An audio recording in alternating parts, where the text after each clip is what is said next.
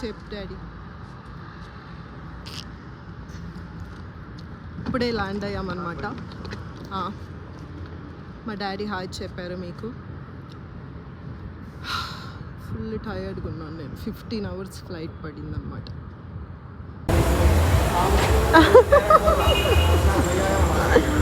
Blog shooting important friend.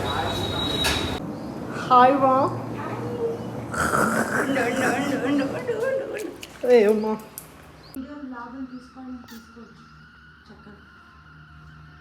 First రోజు రాగానే ఎట్లా రెడీ చేసింది చూడండి మా మమ్మీ. నన్ను ఇంకా కింద ఇంకా ఉంది, కింద ఏదో ఉంది ఇట్లా తీసుకెళ్తుంది నన్ను పేరెంట్ అని. ఎందుకంటే తాజ్ వస్తారని చెప్పి కనుమర సినిమాకి కూడా పంపించేవాళ్ళు కాదు మమ్మల్ని.